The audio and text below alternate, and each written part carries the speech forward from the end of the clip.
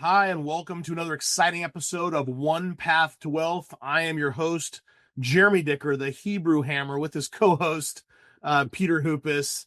And very excited today to have the show today with Doug Ellin, the creator of Entourage and writer of many, many things, comedian and podcaster extraordinaire. Doug, thanks for joining the show today, man. No problem. What's happening? All is well. All is good, or as good as it can be, given all the craziness right now, right? Yeah. Well, what I wanted to talk to you a little bit about, I thought it'd be fun to kind of talk a little bit about Entourage and how you ultimately started, came up with the concept, creating it as a Los Angelino.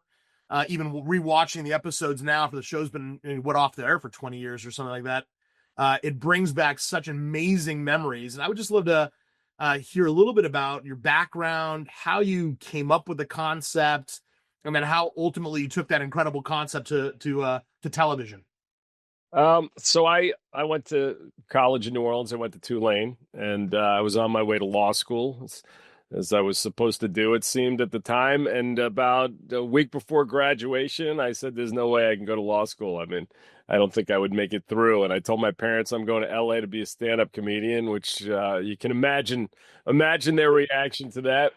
And that's what I did. I didn't know a single person in LA except my wife to be, who I had met on the phone, but I had never met her in person. So I went to LA. She picked me up at the airport. I ended up moving into her parents' house for my first 4 months of living in LA. She went back to school in Arizona, by the way.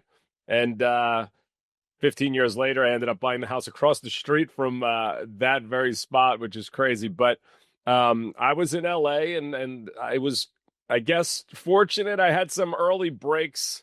I got a job at New Line Cinema, working in the mailroom, and I was doing stand-up comedy, amateur nights, and I handed out some flyers to people at New Line that I was raising money to do this short film. I had never been on a film set. I had never done, not too much creative in my days. I kind of waltzed my way through college like a lot of us, trying to guess what I wanted to do, but always dreamed about making movies and things like that. So I just wrote a script based on just something coming out of my head, and I did stand-up comedy. And the VP of New Line at the time, a guy named Mike DeLuca, came to the show, gave me $10,000 out of his own pocket to go make this short film.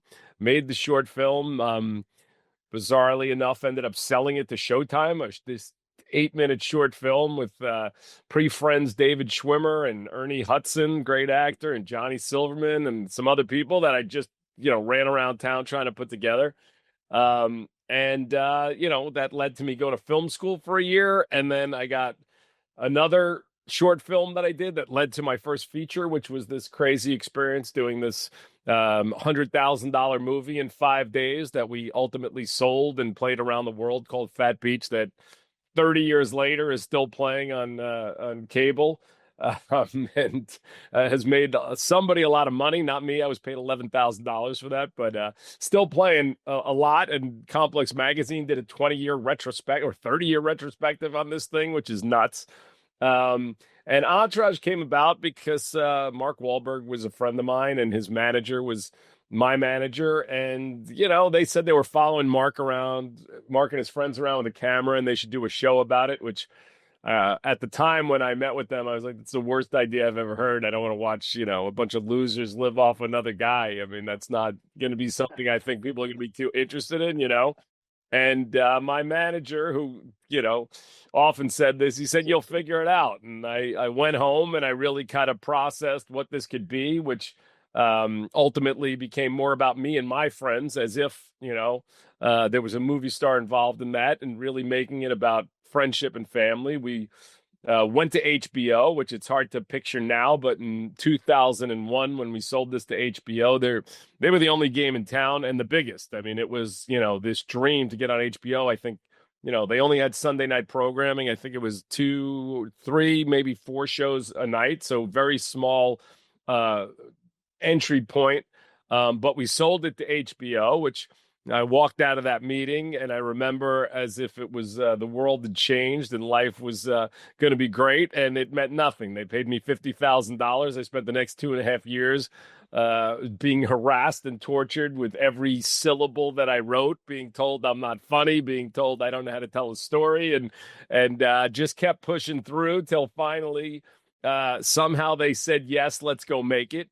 And the night before we actually aired, the executive that I worked with pretty much every day said, listen, I just want you to be prepared for reviews tomorrow because we make highbrow stuff here. And this is kind of our, our TNA teenage boy garbage. And I don't want you to take reviews personally. And I was like, wow, Jesus, and I had, the movie I was talking about, Fat Beach, I had reviews that said, how did this movie ever make it to a movie theater? So I was prepared for that and waiting for my parents to wake up again with the New York Times, which at the time, and I despise the New York Times now, but at the time, getting a review from the New York Times was, everything you could want in life. So I woke up the next morning ready to have my mother call me and go, oh, what are you going to do with your life? And the New York Times said we were the smartest show on TV. So that was pretty wild turn of events, and all of those experiences in my first 10 years, which again, I don't like to make light of it, but I had breaks early and things went well for me. And before Entourage was probably the lowest point of my career up to that point because I had made another independent film that sold to Universal, $1 million movie that they released on 2,200 screens, which is pretty unheard of. But it was released as if it was a big studio movie. It was a movie called Kissing a Fool, and it didn't perform at the box office or whatever their expectations were. I was like, cost $1 million and made 2.6 opening weekend. I was like, holy shit, we're like, this is like, Armageddon. But it did not do well. It was on the cover of Variety as like the downfall of the Universal marketing staff. I was suddenly, for the first time in 10 years, literally unemployable right before we sold Entourage. And I was thinking about law school after, purchasing a house, having a child, and like, the whole thing, being now 30, 31, and already have thought I made it in Hollywood.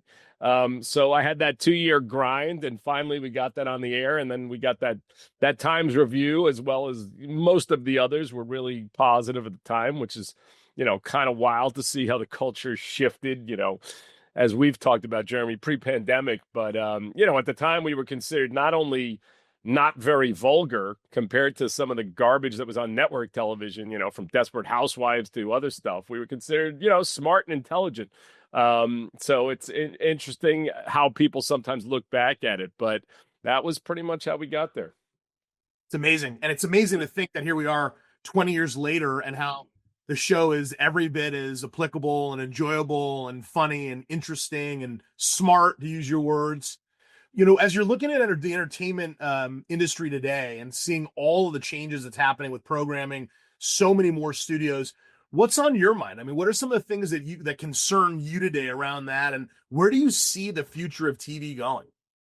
All the streamers, when they first came out, was obviously a great thing for creative people. There were just so many more avenues and so much more, but it's turned into what the movie business kind of turned into at the time of Entourage, was when really the glory days of TV, when people really started thinking TV was better than the movies because the movies were just becoming pure garbage, and the best stuff you were seeing was on TV, whether it was The Sopranos or whatever else.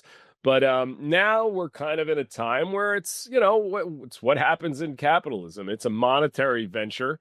For creative people who don't want to think it's about money, then go paint or go, go live in a cave and sing to yourself. But the reality is it's a very expensive proposition to make a movie, to make a TV show.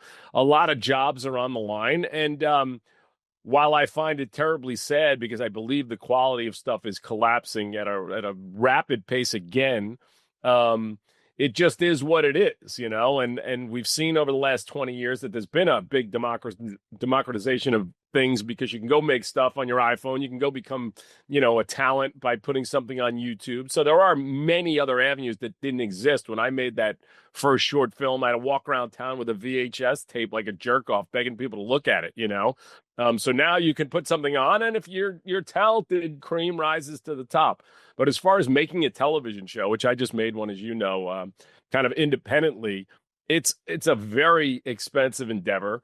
You have lots of people whose jobs rely on them making proper decisions that lead to them making more money. So it's tough.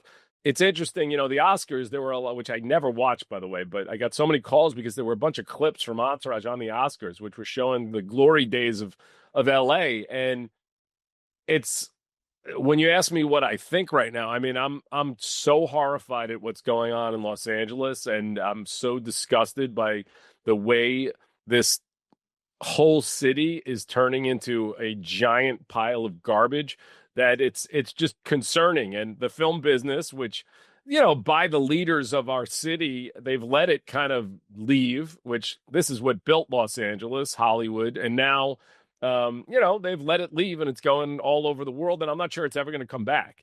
And when you look at those scenes in Entourage, which we had, one of my goals when I was making that show was really to show how beautiful LA is. I think a lot of people just think about LA as a bunch of shallow plastic garbage, but it's, California is probably the most beautiful state we have if you take into account everything. Of course, you have the weather too. And we do this podcast, Victory the Podcast. I do it with two of the guys who are on Entourage. And when we look back at the episodes, what we really see that's the saddest part is how great Los Angeles looked and how difficult it would be to make it look that good today. So I have a lot of concerns about that. I've always kind of been, for better or for worse, I've beat to my own drum, so I go at my own pace and I make things.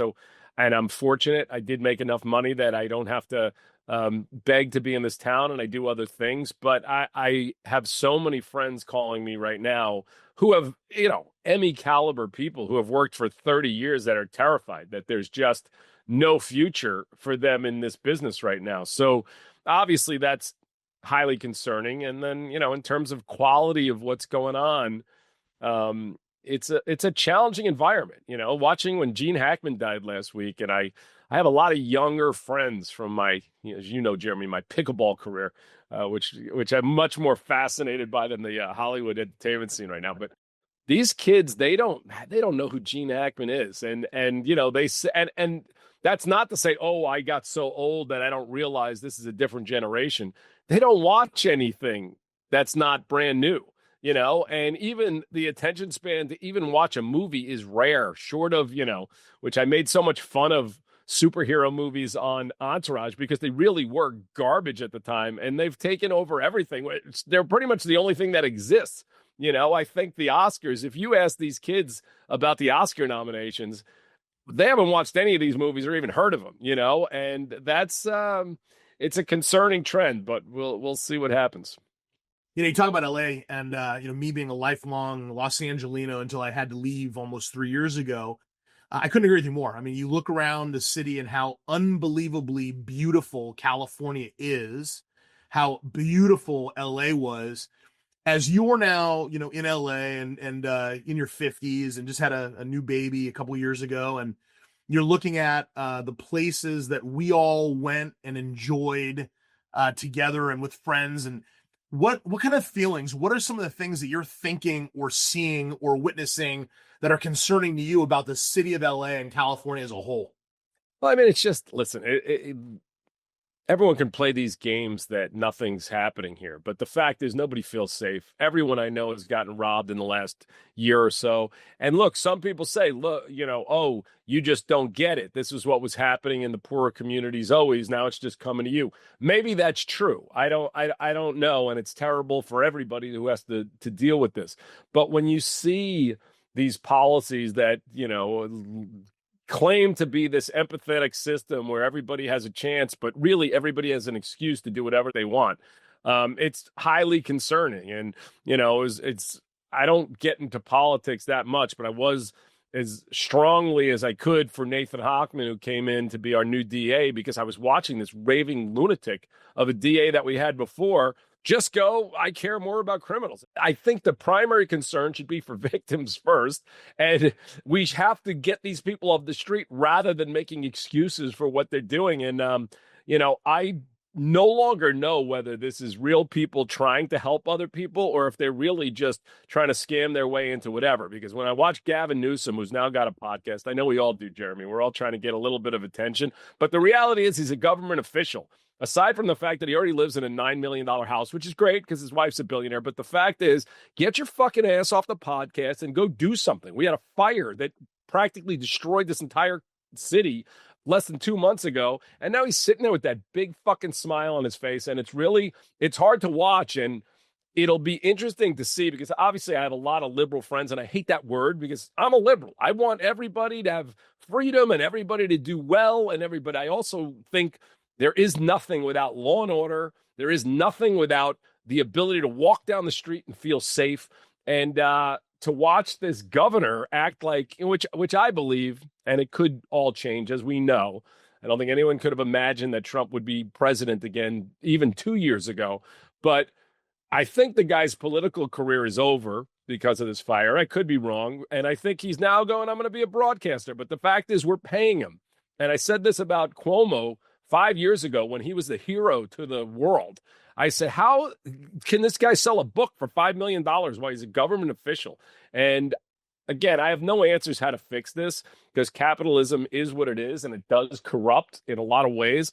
But we're just watching everybody on the grift, and it's causing, and it's not, as you and I know, I've talked about moving to Arizona, but what's happening in Los Angeles is spreading out, and it's not like, oh, you can just get out of here and go somewhere, because the question is where do you go? And when you talk to anybody, even in Arizona, which is great, it's growing so fast, it's changing somewhat politically, and I don't know what's going to happen, and I don't know where the safe haven is right now. So I have a lot of concerns, which sounds crazy neurotic, but I've been pretty good at seeing the future in a lot of ways, a lot of times.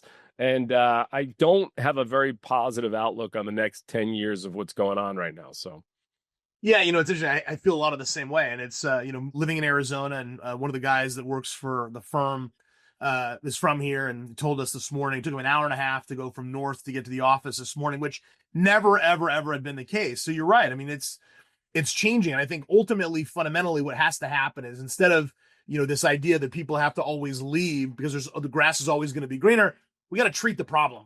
yeah. At some point, we got to treat the problem. And if we don't treat the problem is just going to continue to perpetuate itself. I couldn't agree with you more. It's deeply concerning for people like you and I that have young children.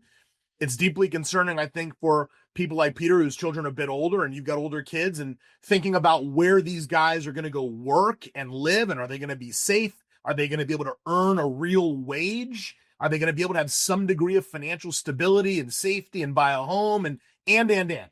But I can say I couldn't agree with you more. I think the policies that we're witnessing, we really need to start thinking about. Yes, it's important for people that have mental illness to get the treatment that they need. Obviously, people should be allowed to do what they want to do and live a happy and safe and successful existence. But at the same time, you cannot allow lawlessness. You cannot allow people to do whatever they want and steal and rob and have no penalties or repercussions for bad behavior. I couldn't agree with you.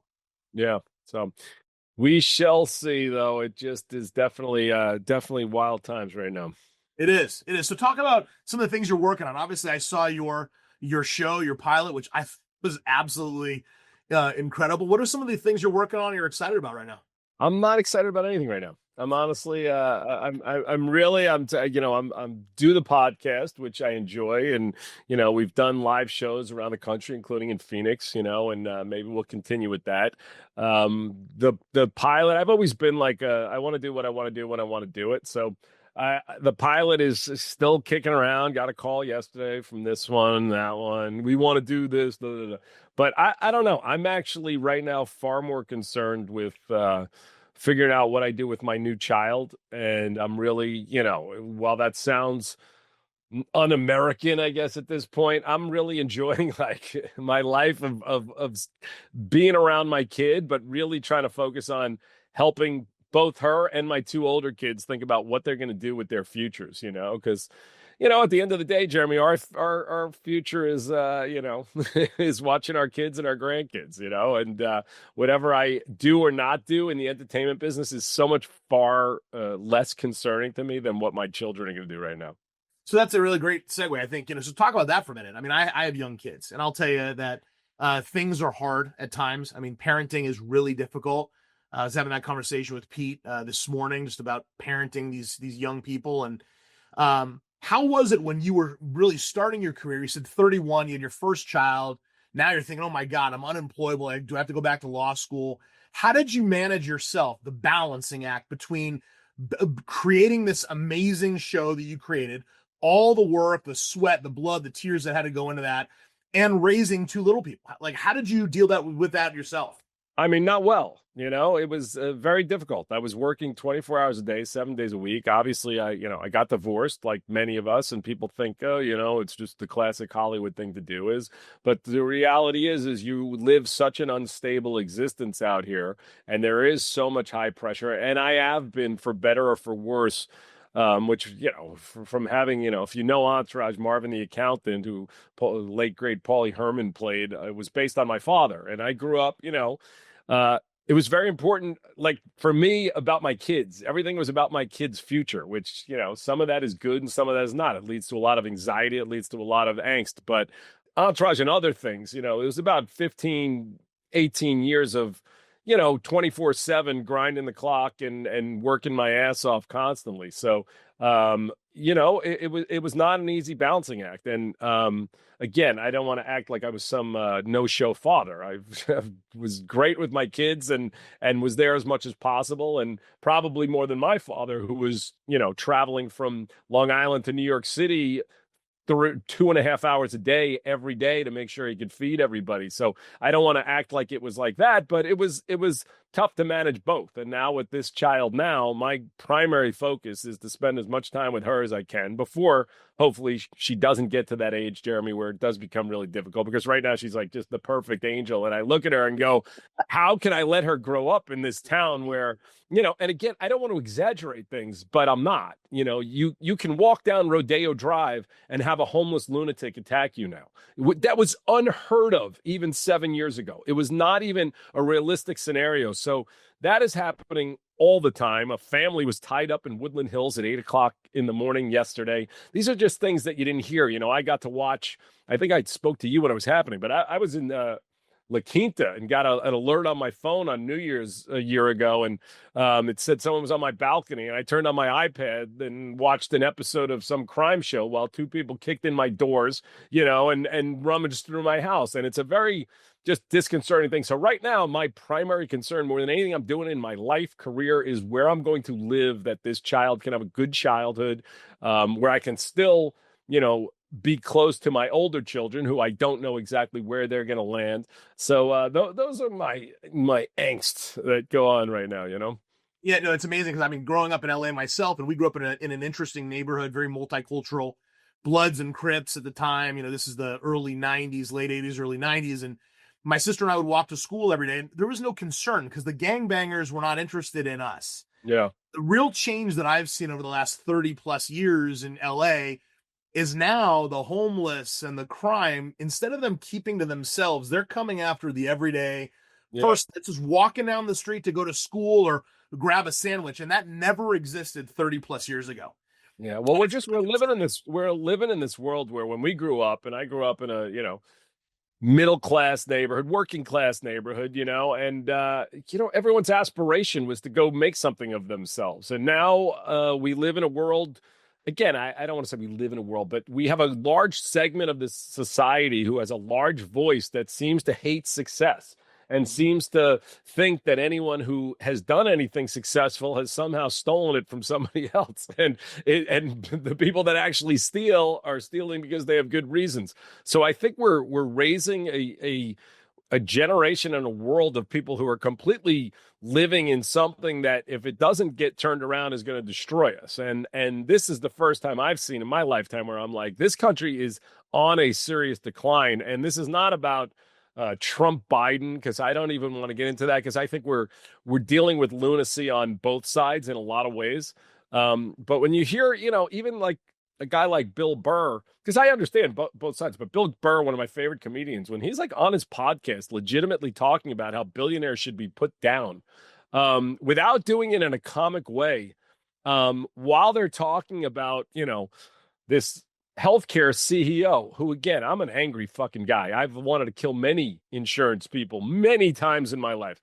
But the reality is there are so many factors that are causing all of the problems in the healthcare system that you would literally have to kill thousands of people to undo what's happening. So the idea that we live in a world where people can go, "Oh, I understand why they're doing that." No, I understand why you're angry, and people need to figure out how to organize and get someone elected who's going to do something that really cares about everybody. And I think, again, what concerns me so much is politics has become such a money grab. It may have always been, by the way, and maybe my eyes were blind to it, but now you can become, like I'm saying with Gavin Newsom, he's a handsome guy, he can become a TV star or a broadcaster, and all of a sudden he's making millions of dollars from being a very shitty governor, so and that's, again, not even to go with the Democrats. There's a million of them on both sides. I mean, I'm still watching George Santos on TV weekly. The fact that anyone puts this fucking lunatic on television is horrifying, but we are living in that world where everybody wants to see the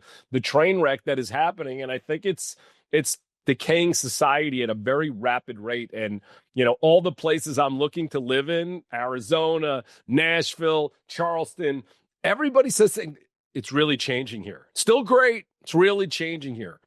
That's horrible. And I know a lot of people say, "Oh, it's really changing here." I mean, it means it's getting more multicultural. That's not what I'm saying, even remotely. I'm saying that we need to get back to a place where law and order exists, where striving for success while helping others is a goal. I mean, they've turned charity into like an evil fucking word, And so everything that's going on has got me as anxious as I've ever been. I think a lot of people feel that same anxiety. I know I certainly do every day, mostly driven around my kids and what's the world going to look like for them. And no, I feel that anxiety daily, man. I totally get that, and something's got to be done. And I think it's interesting when you talk about change. I like change. I think change is important, because if you're not changing and adapting, you're dying. And the reality of it is, you wouldn't want to live someplace that didn't have change and didn't have. And Arizona's changing. Certainly in the 3 years that I've been here, it's changing, but it's changing in the right way. And I think that people are becoming more open-minded. Those kinds of things are very important. Yeah. But to your point, law and order and helping people out is something that has to be a core tenet to any of this change. Yeah. And it's also, though, like, as I said, looking at houses, like little crappy houses for $6 million in Arizona, I'm going, what is really the future of this society? Because where is, again, I don't even mean normal people, but where are my own children? I'm a relatively wealthy guy. Where the fuck are they going to be able to live and be in a place, where they work? And short of being wildly successful, it's becoming, impossible. And again, it's not what Bill Burr's saying. I find like egregious and scary that people are openly talking in this manner. But at the same time, I get the fact that you see what's happening in all these great communities.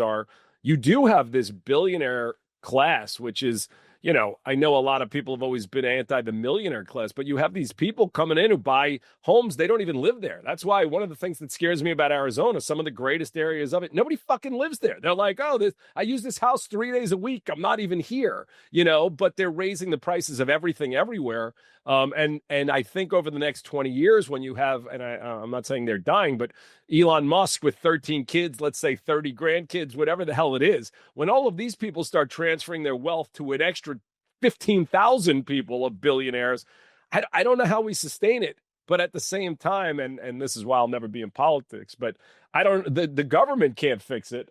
So I'm not really sure what the answer is. And even when you ask me about the state of Hollywood and entertainment with this AI stuff, everybody always asks me, do I worry that, a computer could replace me, whatever. I mean, I like to think I have a unique voice that a computer cannot. I think what I've seen over the last 18 months makes me less and less certain of that. But what I know for certain is, in the work that I've done over the last 30 years with AI, I could have gotten rid of lots and lots of people and saved lots and lots of money. And that is a scary thought, because I think, the generational greats, and I'm not talking about myself, they'll always find their way and this and that. But the good regular hardworking person, I'm just not sure what they're gonna do. I don't know. I don't see it. Where I normally feel like I see the future, I just don't see it with this. So watching the Waymos drive around Phoenix and Beverly Hills, knowing that like, you know, you don't need to call a lawyer for 90% of your questions. You don't need to call a doctor for 90% of your questions anymore. It's all just like boom. So it's all concerning. So We're living in the Jetsons. yeah, It's just wild. It's funny. You think about the Jetsons and what we're seeing, what we're living in now, and then you're thinking about Entourage and the superhero movies, and it was almost like you were predicting what the future was going to look like. yeah. I mean, listen, I predicted a lot of it, and I had some types of AI situations. But if you look at 2001: A Space Odyssey, you look at War Games, you look at like lots of these movies that were like, oh, that's pretty crazy. Now you're going, yeah, why couldn't the computers take over and start a nuclear war? It seems pretty inevitable, to be honest with you. For sure, it sure does.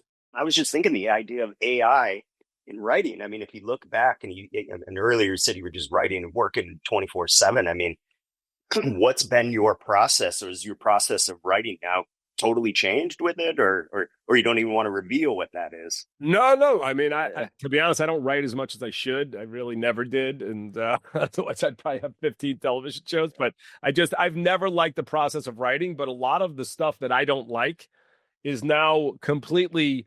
A lot of the people that I worked with as writers, I used to ask them, okay, like, because a lot of what you do in writing is you go, okay, what would I do with this character and this character? And, oh, I remember there was a story like this in some show 30 years ago that made me laugh. What would my characters do? Because at the end of the day, they're all the same stories, like since Shakespeare and before, they're all the same stories.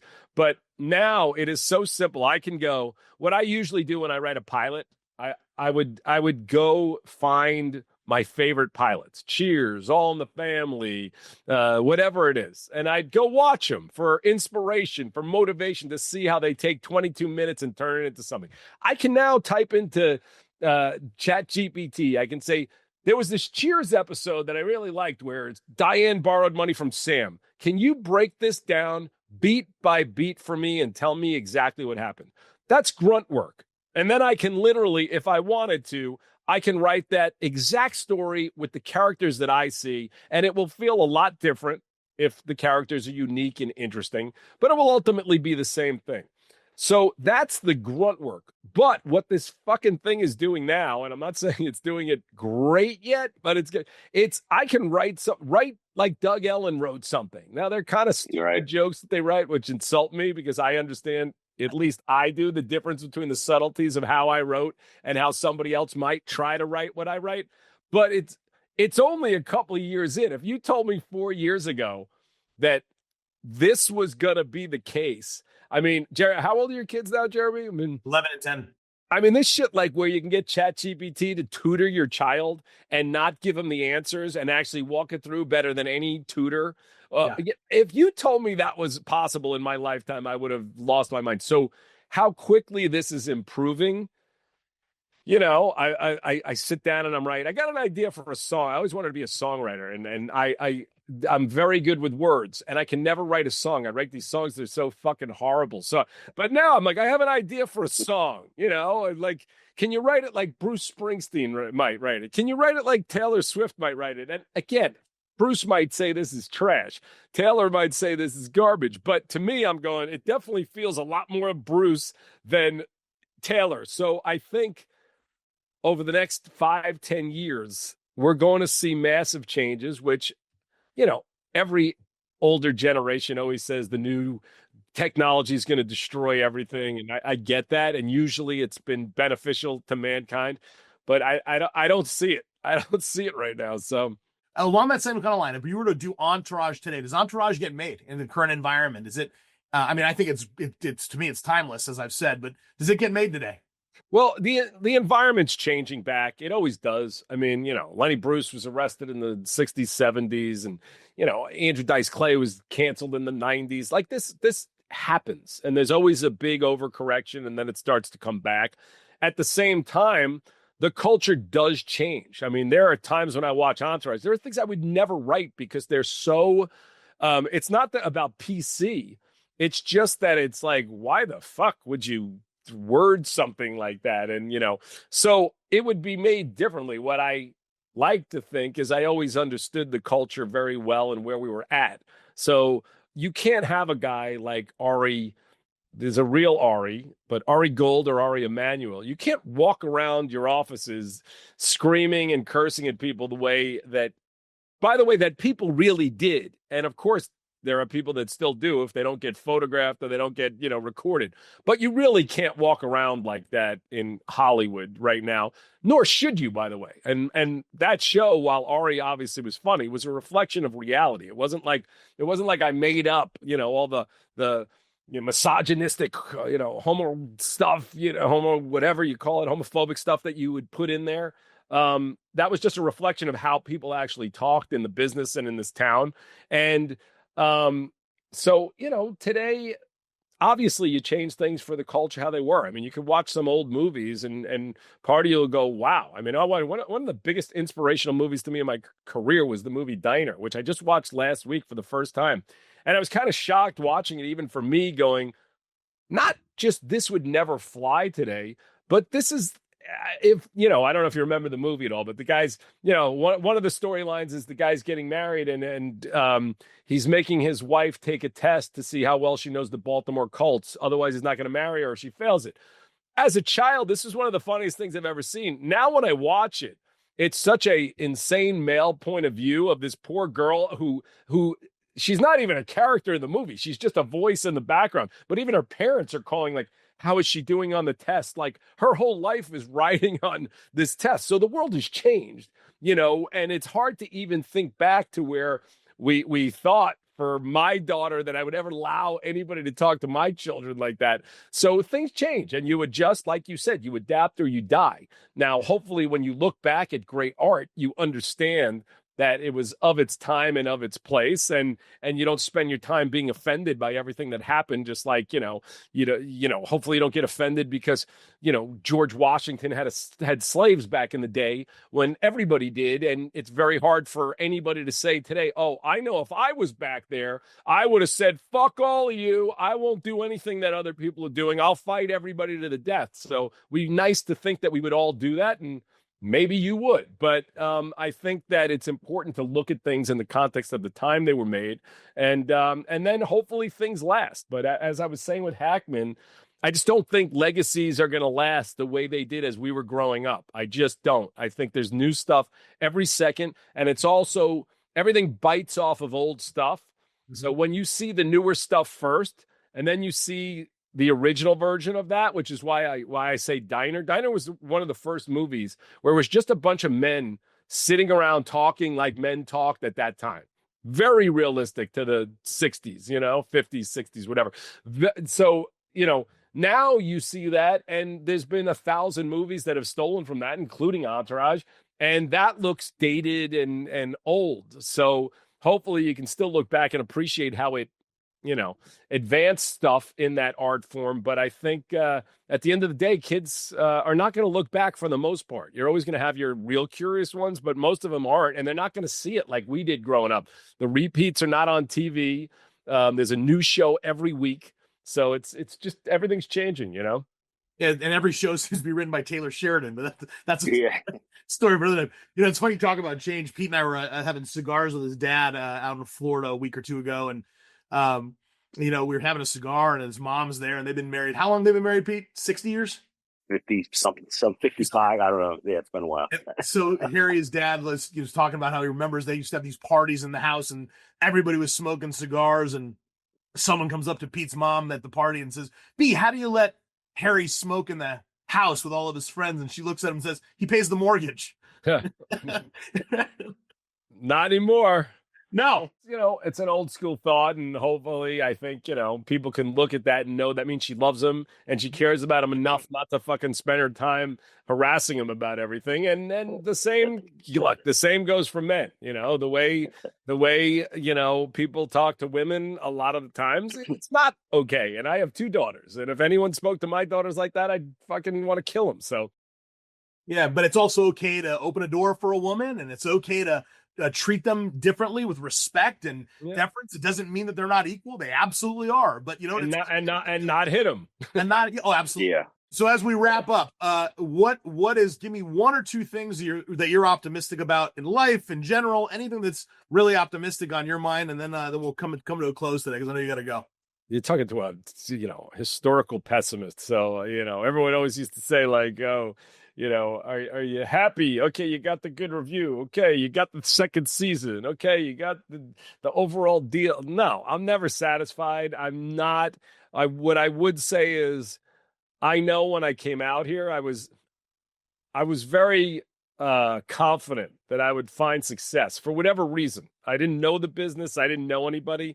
I'm far less confident about the future right now. So not to end on a depressing note, but I am far less. And even watching the speech last night, which I wanted to go back and look at other ones. And again, forgetting whether you like Trump, hate Trump, I don't give a shit.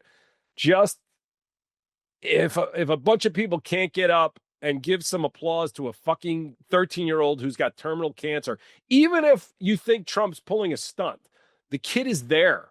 If you can't feel for that kid, if you can't feel for the 95-year-old mother who got her son home, again, hate Trump, whatever you want to do to him. I just find we're living in a psychotic world where people are so angry they will go at anybody. Well, and look, at the end of the day, you got to have respect, and regardless of your political beliefs or affiliations, being respectful. And to your point, that little kid, and I couldn't agree with you more. And I think, though, with a lot of this thing, change scares people. Yeah. Inherently, change is scary, and it's concerning, and it's fear. It creates fear, but ultimately, as I've said on other podcasts, I wholeheartedly believe. I am not a pessimist. I am an optimist by nature, but I wholeheartedly believe that things are going to be okay. And I want to continue to keep that, because if not, boy, it's a tough place to live at, always fearing, being concerned about stuff. That's for sure. Yeah, for sure. So thanks for your time today, my friend. Absolutely, guys. Yes. Enjoy the safety of Arizona. We will do that. CCW and everything else you got going on there. You got to get out here. I'm looking forward to welcoming you to our state again. I'm gonna be there in a week, so you're not gonna be there, all right? You're out of town. No, we're out of town, but I'll see you when you're back here the next time for sure. All right, good talk, guys. Be well. Yeah. Thanks again. Appreciate it. I am your host, Jeremy Dicker. If you like this episode and more, please remember to click like and subscribe to One Path to Wealth. Thanks very much for joining us today. Thank you for listening to One Path to Wealth podcast. Click the follow button to be notified when new episodes become available. Visit our website at www.onewealthmgmt.com or give us a call at 855-663-9584. And don't forget to click the follow button to be notified when new episodes become available. The information covered and posted represents the views and opinions of the guest and does not necessarily represent the views or opinions of One Wealth Management. The content has been made available for informational and educational purposes only. The content is not intended to be a substitute for professional investing advice. Always seek the advice of your financial advisor or other qualified financial service provider with any questions you may have regarding your investment planning. Investment advisory services offered through One Wealth Capital Management, LLC, an SEC-registered investment advisor. Insurance solutions offered through One Wealth Management, Financial and Insurance Services, Inc.